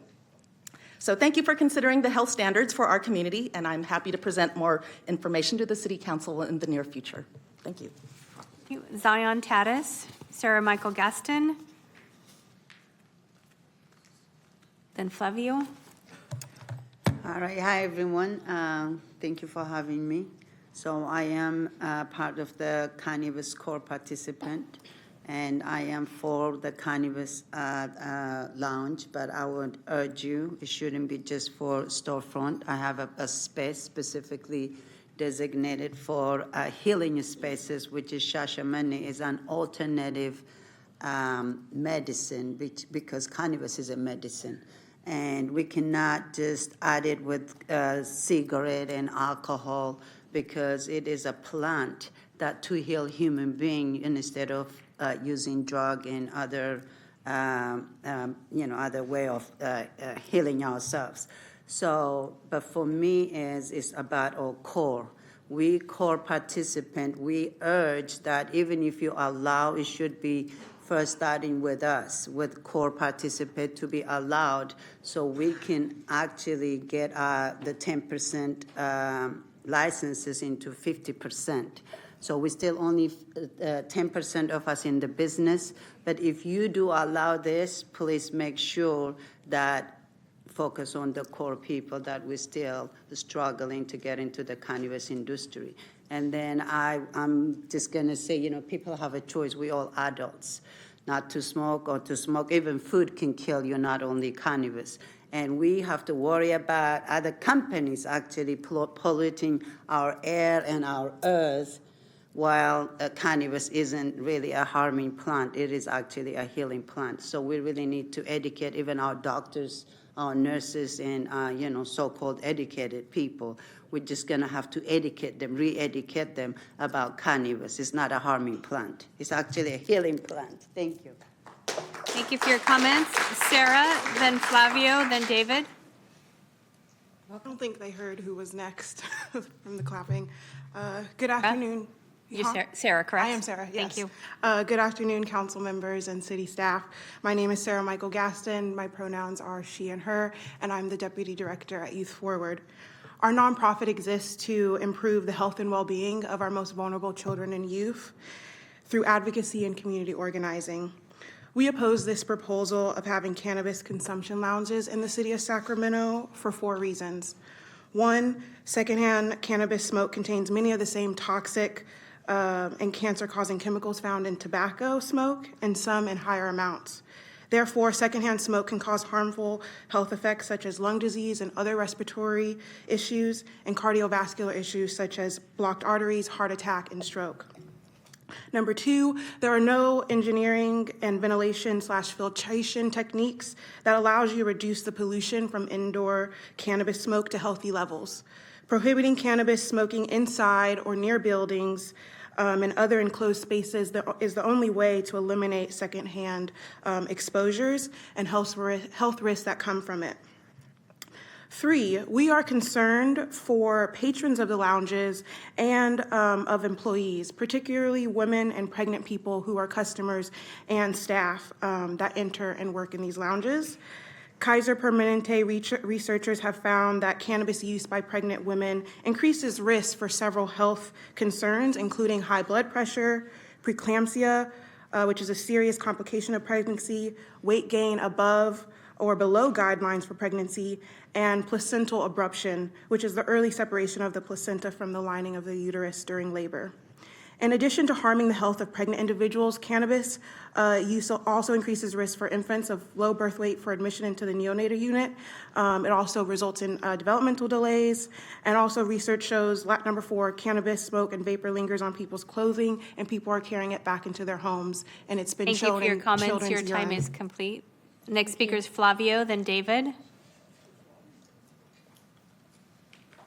How's it going, guys? Appreciate you guys organizing this and allowing us all to speak and everything. Where am I supposed to smoke? I mean, I work at a dispensary. I buy nothing but dabs. I buy a bunch of pre-rolls. I buy the best flour I can possibly get my hands on. But where am I supposed to smoke? I can't smoke in my apartment. I don't have a safe space to smoke. I mean, it's kind of sucks, but hey, wherever I can smoke, right? So, I mean, I'm going to buy my products regardless, and I'm going to smoke regardless. So where are we going to be able to find a place to finally smoke? You know, we've already legalized marijuana. We're already here. We're already smoking. So when are we going to actually have the appropriate spaces for us to actually smoke? You know what I mean? People are going to find their events. People are going to congregate. People are going to smoke regardless, no matter what. This is going to be an ongoing thing. But when are we going to come together and actually have a place where we can smoke together? You know what I mean? Our dispensaries are the epicenters of where we educate all the consumers and all each other on new products and new ways to medicate. So I think, you know, on-site consumption would be really good and off-site as well, because not everyone has the means and the money to actually, you know, have those spaces. So I think it's great to also have off-site consumption as a possible idea as well.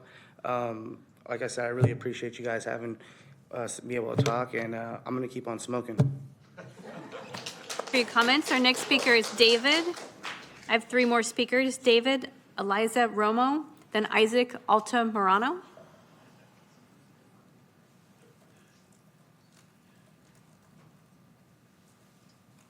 Hi. Thank you, first and foremost. It was once a dream to even have this conversation in front of City Council. It seems like a lot of the opposition has probably never actually been to one of these cannabis events. So I really wanted to share my experience that one of these cannabis events actually really changed my life. It was men's mental health awareness, and it was a panel of respected community members that really spoke on therapy and opening up for mental health. And had it not been for this event, I would have never opened up to myself going and seeking therapy. It's changed my life for the better. It's made me a better father, a better son, a better friend, and a better community member. And I would have never had that opportunity had I never had a space that I can go and feel comfortable and feel welcome enough to open up and allow myself to be vulnerable enough to say, yeah, I do need therapy. And a lot of us don't have that. A lot of us don't have a place where we can go and we can feel comfortable amongst common folk. So I implore you, please think of this as not just a smoke lounge. Think of the benefits that it can actually provide. It provided a lot for me. And I just wanted to share that experience with you guys.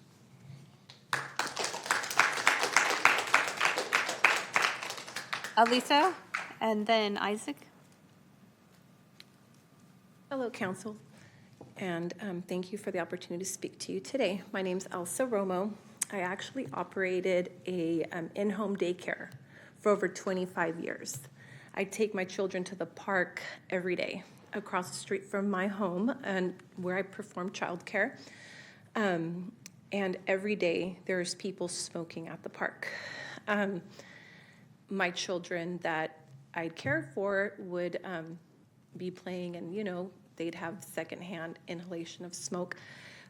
People are going to smoke regardless, so why not allow an area where these people can go smoke and partake in cannabis and not be around children?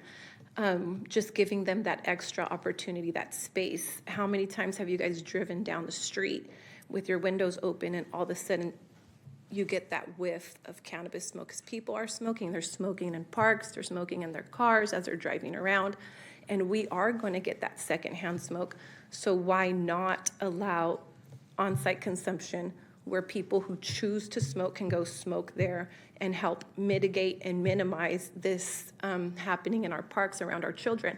You guys want to sit here and, you guys want to sit here and advocate and try to shut down these areas because secondhand smoke is bad. Well, if secondhand smoke is bad, then allow on-site consumption somewhere so that people can stop consuming in parks around our children and as they're driving around in cars. If secondhand smoke is bad, then help create an area where people choose to go, where they want to participate in cannabis smoke activity, and keep it away from our children. And that's all. Thank you. Have a good day. Isaac Altamirano, and Isaac is our final speaker on this item. Hi, everybody. I'm Isaac. I'm here to, I had a million things I wanted to say and everything changed. When we did our events at 11/11, we had a company called Airbox. Airbox put filtration systems, and they can reduce this PM 2.5 particles down to 0.01 micron, removing all pathogens up to 99% of them.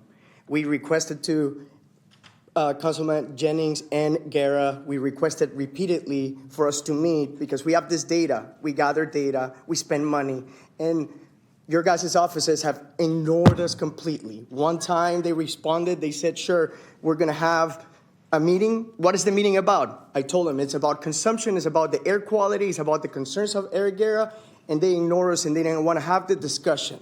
So I'm here trying to explain that there is technology, there is engineering, it's already happening. This company creates rooms for semiconductors, for microchips. I mean, these people knows how to filtrate air, and they are doing it now in the cannabis space. Additionally to this, we did the mental health. And additionally to the mental health workshop that we've done with consumption, we've had people that has met each other, ended up getting married, getting jobs. It's a community thing. Just to the point in which it's frustrating to even have this discussion. Legalization without consumption is not legalization, and we're arguing here about what adults can do with their time and how they consent their time. If you don't want to smoke or you don't want secondhand smoke, don't show up, period. Just don't come. You're not invited anyway. So please, listen to what we have to say. I'm going to send another invite request to Eric Guerra's office and Mr. Jennings' office because during the long list, you were the ones concerned. Please accept it. Let's discuss. Thank you. Your comments? Thank you, Madam City Clerk. And I just want to say I really appreciate all of our speakers, including both of the presenters and everyone who's come to share their opinion. As we mentioned at the top, this is a workshop, so we're not making any decisions today, but we are hoping to have a thorough discussion, so I really appreciate everyone's time. And with that, I'll start with Councilmember Kaplan. Thank you, Vice Mayor. I want to send my apologies to my colleagues because I'm going to make a comment, then I have to leave. I have a family emergency, so I probably will not be at the 4 and 5 o'clock meeting. But I do want to state that I believe in the health concerns. They are true. Data, science is correct. But I also believe that there is science out there and new technology that can probably handle doing the filtration, and it's correct. I will tell you, I walk into our schools. I know kids whose parents are smoking at home because it's on those kids. When we talk about equity and we talk about things, we have to realize people are still going to smoke. I am supportive of a pilot program. I am supportive of the highest level requirement we can do of filtration and also of education. Because in reality, I'm more worried about the parents who think it's okay to smoke at home when they're kids. That's what I'm more worried about. I'm not worried about an adult who makes a decision to go there. I worry about the kids. And these are somewhat two separate issues that we have to address that I don't want to conflate, but I do want to say to my colleagues, I am supportive of a pilot program with the highest level of filtration and education for our workers. We will not be the first city to do this. It has been done all over, and I am supportive of best practices, but I also want to continue the conversation of how do we educate our parents, because 2 kids in my kid's classroom smelled it this morning. It's every day and it's real. And these kids don't have a choice. Adults have a choice, and I believe in giving adults a choice for that equity reason. So 2 separate things that I don't want to conflate and push together, but I want to thank you. Thank you, Councilmember Valenzuela, for letting me go first. I apologize. I am going to have to take off. All right, wishing you and your family well. Points well taken. So Councilmember Valenzuela. Yeah, thank you. And I do want to start by noting that the idea to allow consumption lounges in the city actually came from our staff who've been working on cannabis regulations for the city for a really long time. So I really want to thank the staff for what has now been over 2 years of discussion on this item. I believe you all are experts in what's happening in the cannabis field in our city, and I just want to thank you for bringing this up way back when. And I put this on our log back when we had a log at the council, and a majority of the colleagues up here supported exploring it, and we've had a lot of discussion since then, and I did it for a really simple reason. And as my colleague just said, it wasn't to debate whether cannabis consumption is okay or if dispensaries are okay. That is already legal. People are already doing it. Dispensaries already exist in our community. That's not the issue that we're talking about here, and I do feel that a lot of the conversation to date really centers on the existence and legalization of cannabis in our community, and that's already been decided, and it exists. And unless we want to have that conversation, that is not the discussion that's happening here today. I think the point around not everyone having a legal place to consume, I have to say that I'm a renter, and to the people who are opposed for exposure to smoke, I actually want to thank you for all the work you've done to prohibit smoking in multifamily housing. I am an asthmatic. I've been an asthmatic for my entire life. If my neighbors were allowed to smoke in or around my home, that would have a very bad effect on me and my health. And so I do appreciate and definitely come from a background of working on to advance these issues, and I support what you've done. But the impact of what we've done in terms of saying you can't smoke in certain places is that there are many, many people who have no legal place to smoke. And I think, Isaac, your quote of, legalization isn't legalization without consumption is like very well taken. Is there's a whole population, like my district is over half renters. None of them are allowed to smoke in their home, and I don't want them to smoke in their home. I don't want them to seek relief and start deciding, hey, you know what, I'm going to split the rules and see if my landlord or neighbors notice. That's not good policy either. The real question here is if folks are going to do it and might not want to or be able to consume in their homes, Do we want to provide a safe and legal place to do so? Ideally, as was mentioned, away from any homes or parks or other spaces where young people may exist. I've talked to service providers, specifically in the Native community, who are really concerned about youth consumption, and what they've told me, overwhelmingly, the kids they're working with are getting it at home. They're getting that product at home. I don't want products in the home. If there's a way for us to keep that product from ever entering those residential doors, I think that's a win for multiple aspects of public health in this regard, because the kids in my community are getting it from their homes, sometimes without the adults who purchased it even knowing it. So in addition to the examples and data presented today, I have to say at Law and Legislation, for those of you who have not been on that committee for the last few years, we've heard from representatives of other cities in California who do this. We've had experts come. We've heard from folks from Zoom and Palm Springs and San Francisco. We've had staff have actually gone to these consumption lounges in other places, which sounded like really fun field trips, but to get to go down and actually see how they're administered, to see how the odor and the zero pressure rooms and all of that stuff are working for them. So there's a lot of work that has been done that tells us that this is possible, and it is possible to do it safely without significant impacts on the surrounding community.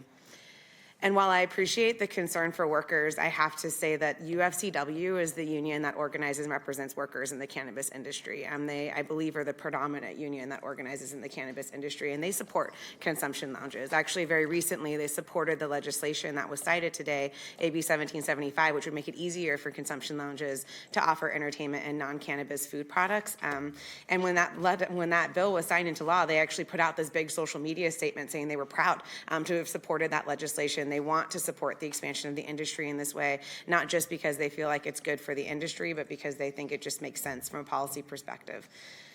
So while my neighbors and I could choose to use edibles instead, many people, including my dad when he was struggling through cancer treatments, prefer smoking over edibles. It just worked better for him. He tried edibles. It didn't alleviate his pain and symptoms, and frankly, his ability to smoke legally where he lived gave us some of the best days that we had with him at the end of his life. Oh, God. See, I cry at almost every meeting now, dang it. Anyways, that's why this issue is important to me. I think it's about striking the balance, as our first presenter said, between risks. I am not, as my colleague said, I work on air quality issues for my professional job. I understand the issues with risk of exposure to PM. I also believe that we need to balance risks and outcomes here, and that having a regulated place for people to smoke that isn't in a park and isn't outside their apartment or in their apartment, I think is a win for our community from a public health perspective. And so with that, I would love, as a side note, and not today, please, because we're not really talking about outdoor or getting into events right now, but if the researchers, I know especially the second presenter mentioned outdoor data on smoke, I would love to see some of the data that you're presenting on that, maybe after this item. But with that, Madam Vice Mayor, very supportive of this pilot moving forward. And for those who haven't had the chance of talking with staff 100 times about this, this is a preemptive discussion to us actually bringing an item to this full council for consideration in the very near future. So I hope you've gotten your questions answered today, and then if you have other questions you want to ask, those of us at Law and Ledge have had the opportunity to discuss this a lot, so I hope you'll ask them today so we can bring that information when this comes forward. Thank you. Great points. And thank you very much, Councilor Valenzuela, for sharing your personal story as well. And with that, move on to Councilor McGarrett.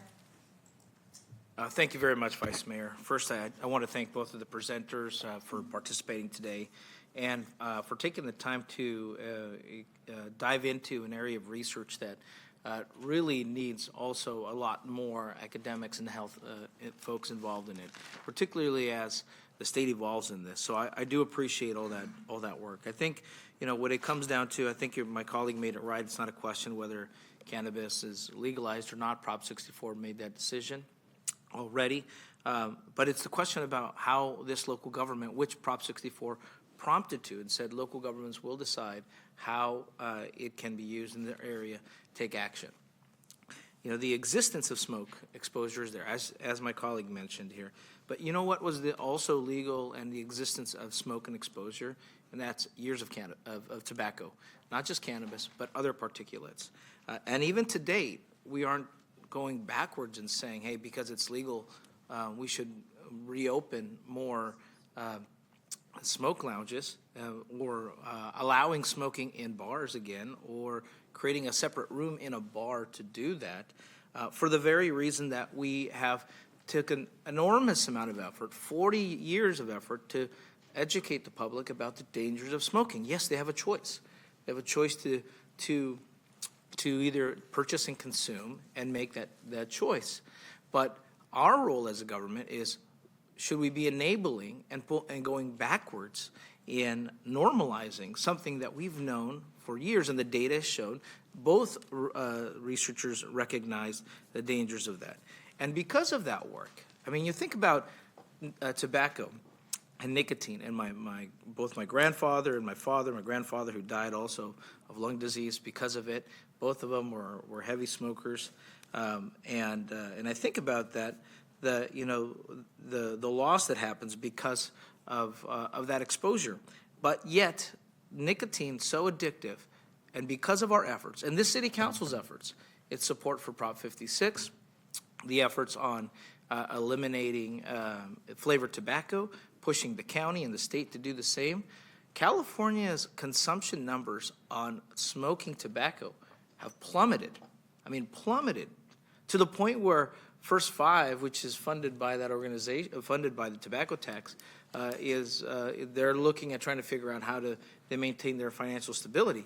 And yet that organization that suffered from the tobacco, that is funded by the tobacco tax and helps youth, also sent us a letter in opposition telling us about, the concerns and how our actions to normalize smoking, re-normalize smoking, is a danger. So really what it comes down to that, and I think through about the presentations here and people who came today, First Five, who is helping and leading our efforts for our young kids 0 to 5, say they're opposed and take precaution.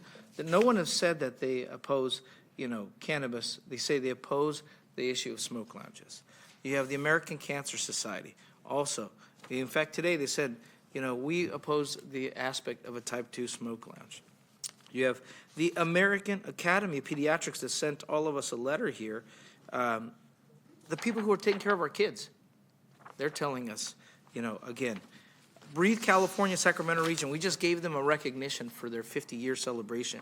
That was created because of secondhand smoke, and now they've been the leader in all lung impact issues, including the issues of our air impacts from stationary sources and mobile sources. And they, too, have sent us a letter in opposition saying this is backwards. A number of our doctors here locally from UC Davis have sent us letters in opposition. So all I have to say is the dangers of a local government normalizing. Access was created by the voters, but for us to go out and create smoke lounges goes back towards the land use authority. That's what we have here, the land use authority to enable or to discourage good, healthy practices. I would like the researchers to consider this question. I saw the data about the reduction of smoking cannabis from 2016, 2017, and the numbers went down. Well, interestingly enough, that time frame is also when Prop 56 passed, and we had enormous amount of money coming in from the tobacco tax that increased the amount of intervention we had on talking to young people about secondhand smoke. I'd like to see if there's a correlation to that drop in youth because, one, we exposed more education on that as well. And second, I think the interesting, I'd like the researchers in sociology to look at, there was a trade-off to say, well, people are drinking less because they're consuming, but they're consuming cannabis more. Well, cannabis was legalized, but this generation also, I will say, is that generation they were talking about is the one that is also looking at the quality of their food, more direct food to market, have a healthier living focus. They're the generation that's teaching us about a work-life balance. So I am, it's too quick and too soon, and I would question that correlation that has been one for another. And I would say it's probably the fact that all of these medical experts have been putting a lot of energy in what is healthy living and how should we be taking care of ourselves. So I'll stop with that and to say that I appreciate the research. I think the council needs to do more of this type of information. But this land use decision really goes contrary to all the efforts we've done to address the issue of secondhand smoke. Thank you, Vice Mayor. All right. Thank you for that. And colleagues, just want to time check here that we do have a closed session at 4. I think we'll be running late into that, but just want to put that top of mind for folks. And moving on to Councilmember Bang. Thank you, Vice Mayor. I am not on Law and Ledge, so definitely want to share my thoughts and really just want to thank both of the presenters. Thank you to Dr. Is it Remen, Dr. Remen and Dr. Sheikh. I'm going to get both of your last names wrong. But thank you to the two presenters. I really appreciate you from both sides really sharing the implications of cannabis on our families, on our youth, and on the industry. Also want to thank the speakers, the public commenters, folks who came out here since 2 o'clock, whether you're speaking in support or in opposition. Really appreciate you all coming out here because this is really kind of the first time that I think this council is having a full discussion. This is not an item that we're going to vote on today, but it is a discussion item, so I think it's great because I'm not on Law and Ledge, so I really appreciate it. Do want to give kudos to Law and Ledge as well for taking lead on this and having the conversation at that level and bringing it to the full council for conversation. So for me, cannabis has been a topic of significant public health debate over many, many years, particularly around policy surrounding recreational and medicinal use, and also at the same time, negative impact on our families and our youth, right? And I think it's really important that we understand the public health implications, and this is the reason why we're having this conversation today on the dais. And so really want to thank the experts that came in from both sides. For us, at the end of the day, we are the policymakers, right? And we have the responsibility to navigate both the benefits and the risks associated with cannabis use. So I just want to acknowledge a few things that can be true at the same time, okay? It could be true at the same time. First, we know that often cannabis is used by adults for medical reasons. Cannabis has proven medical benefits for certain conditions. I think we heard from the gentleman that came up to speak about his epilepsy, right? We heard about that. And also, what is true is that I've heard that it's been helpful for patients who don't respond well to traditional medicine, right? Traditional meaning going to the doctors and getting prescription, right? At the same time, while that is true, we also know from a public health perspective that cannabis does, in fact, also have a harmful effect as well, from the secondhand smoke that we've heard from researchers and those living the secondhand smoke, and the impact on youth and especially pregnant women. And as a former school board member, I don't need to see the data. I know our youth is consuming cannabis. And I've seen firsthand as a school board member before I became a city council member, the increase in youth consumption in Sac City Unified School District, in particular, not from regulated cannabis use at home. And so we also have to acknowledge that. And I think both can be true at the same time.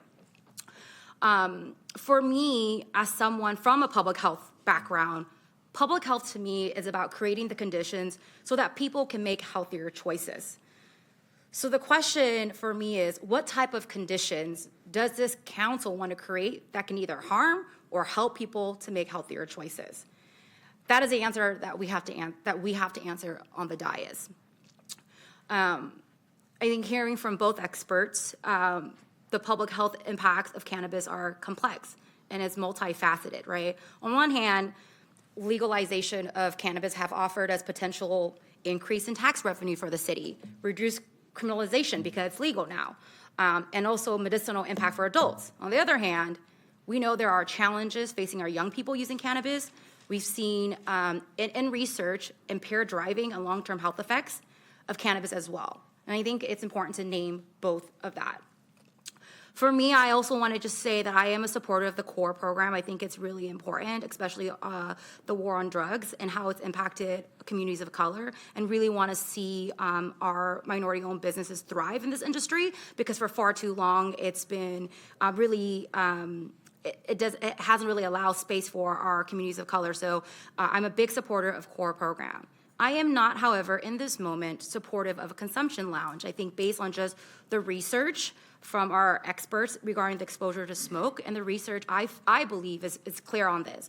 Now, if there are other research, I am open to conversation with advocates on the other side to hear research. But the research that I've read from a public health perspective, as a public health as someone who also have done public health, the research has been, it's clear to me that it actually does harm. The smoke itself does harm to our families and our communities. I know this is only a discussion item. It's not an action item.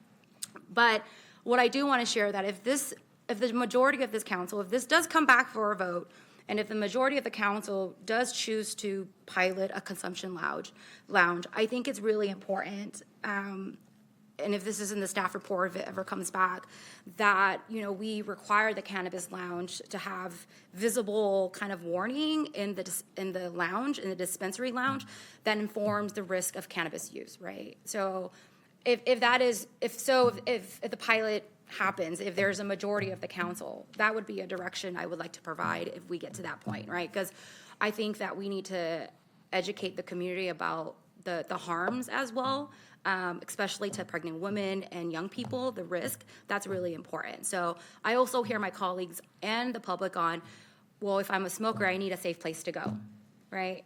And for me, I'm also, I think as a policymaker, thinking that piece through, but also at the same time thinking, what are the implications if we do that? Because from a public health perspective, our job is to create healthy conditions so that people can make healthier choices. And if we do pass a consumption lounge with type 2, are we hurting or are we harming? And that's the question that we have to grapple with. And so we are not making that decision today, but I really wanted to just vocalize my position right now on this item, and looking forward to more discussion from my colleagues, and hopefully we will eventually get to take a vote on this as well. And I look forward to meeting with the advocates. Definitely reach out to my office and want to meet with you all as well. Thank you so much. Thank you. Appreciate your comments. Councilmember Tao. Thank you, Vice Mayor. I'm going to make this quick because we need to go into closed session, but then thank you, speakers, for coming out today, the public, as well as our Dr. Redmond and Dr. Slick. Both presentations were great. I think looking at this issue, you know, Prop 46 has passed with the legislation, with Prop 56, the work we've done with flavored tobaccos as well. I also feel this is a land use issue that we have to discuss within the city of Sacramento. I run a youth organization and work a lot with youth, and we've done a lot of harm reduction training with our youth in the past 5 and 6 years, and I could attest to that being local funding through Prop 56 and a lot of the works that we've done. I am not against cannabis. I believe that, the discussion today was very robust from both sides, and I definitely want to look at this. Also concur with Councilmember Vang from a public health standpoint. We have, the issue is the secondhand smoking. I realize Sacramento, we do need to identify locations that we can have places to smoke. However, is it a reversal of policy where we've been pushing so hard to stop flavored tobacco, stop, smoking in public spaces with bars and issues, and so we're bringing this issue back in. I really believe that, my position today is really looking at how we can create an environment where all that can happen. I believe that if council next week would, vote to approve this, and I'm want to really see a really strict policy on how we can make that happen. That really doesn't reverse a lot of our policy we've been working in the past 10, 15 years on how we handle a public health standpoint with secondhand smoke. And so I do see this as a land use issue, and how the city of Sacramento will set policies on how our businesses will operate with a public health standpoint as well. And I'm just going to make that quick, and so other colleagues can speak. All right, thank you very much. Councilmember Jennings. Thank you very much. I'll try to make it quick as well. I know we have to go into closed session. Thanks, everyone, for coming out today. I really appreciate it. I ended up taking like 4 pages of notes of everything that was said, and I can't even read my own notes anymore. So if I rambled just now, please forgive me. But Councilmember Kaplan said it probably best for me. She says, I believe in the health concerns. And I do. I understand the health concerns that are out there, but I'm supportive of a pilot program that addresses the health concerns that we're seeing. And I think that's what we all want. When we legalized marijuana, when we legalized it, we have to we can't criminalize it by then saying people can't smoke, and there's no place for them to smoke. Brother said it very clearly. He said, hey, look, I'm gonna smoke. You ain't gonna stop me from doing that, right? I see you nodding, I'm gonna smoke, right? But I gotta have a place to smoke, right? And so I think when we can start talking about a lounge and then have a best practice in that lounge that we deal with the ventilation and we deal with the concerns that we have of secondhand smoke, then we have more work to do. And to me, it's not about just providing a lounge. I think it's also about providing the education that many of my colleagues have already talked about. These lounges have to be places where we educate everyone that comes inside these lounges so they understand what they're doing to themselves and what they're doing to others who may be going to parks, who may be in homes with kids, who may be wherever they're smoking, they're having an impact on others around them. So to me, this is as much about education as it is about providing a lounge, because you also need to be educated about what you're doing to your own body. So I'm going to stop it at that, because I believe in the health concerns, but I also believe that we should do some kind of a pilot program that helps us become a best practice in the entire state of California, if not in the country. Well said. Thank you very much, Councilmember Jennings, and to all my colleagues for your feedback. Seeing no one else to punch up, I'll be very, very brief myself. I know I've made my beliefs really known on this, not only coming from the industry and working in the space, but just in my time in elected office. I align myself with the comments of Councilmember Kaplan and Councilmember Valenzuela and Jennings as well, that it's a balance. It's a balancing act, and we recognize. I'm eyes wide open. I'm not the person who's going to go around and say this is perfectly safe for everyone and everything's perfect all the time. It's not. But we also live in the reality, which is that it's happening anyway. And I think the first presentation really crystallized it the most for me, which is our biggest concern and issue is with the illicit market, not with the regulated one. Right? When we look at the regulated market, we see people, and I see a lot of them out here that are trying to do the right thing. Right? They spent a lot of money, a lot of time, a lot of energy, and risked a lot in order to do the right thing when they easily could not have. And so I just want to see that and recognize that, and I think we should encourage that as well. And then the other thing that I wrote in my notes here, which is, where are we supposed to smoke? That really resonated with me as well, which is, if we say that it's legal, but then we don't have any real pathways for people to do it legally, if you're a renter, wherever it may be, if people are smoking in parks, I heard that from someone, that is not legal. So make sure to let that be known to the authorities. But it shouldn't be around people who don't want to be exposed to it. It shouldn't be around children for sure. But I do think that we need to create pathways for people to do it in the right way, the same way that we created pathways for you all to start businesses and to do things in the right way. And I appreciate you for doing that, because it not only helps our communities, it helps, I'd be remiss if I didn't mention something like Measure L, right, where we're getting funding for our youth programs. Where's that coming? That's by and large from our cannabis industry. So so that's how I feel. I will be supporting this pilot program. We'll discuss it more at the future date when it comes forward to council. I do want to say to folks, it seems like it might not be next week. So we'll make sure that we have the appropriate date sent out to everyone so that you don't waste your time and come here when we're not discussing it. But just really, again, appreciate everyone for being here, for sharing your thoughts, and our presenters. Thank you for staying on the line, and have a wonderful rest of your day.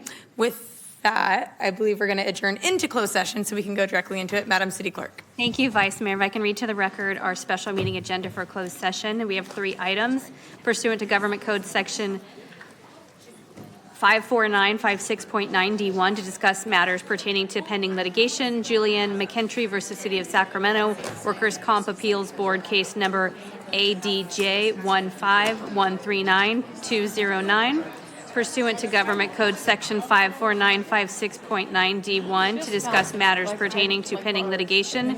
David Turner versus City of Sacramento Workers' Comp Appeals Board case number ADJ 17582424. And lastly, pursuant to Government Code Section 54957.6, for a matter pertaining to negotiations with recognized bargaining units, Sacramento Housing and Redevelopment Agency Employees Association, American Federation of State, County, and Municipal Employees. The purpose is to confer with the chief negotiators, Lachelle Dozier and James Shield. You may adjourn to closed session. I have no speakers on this item. With that, we are adjourned to closed session at 4:04 p.m.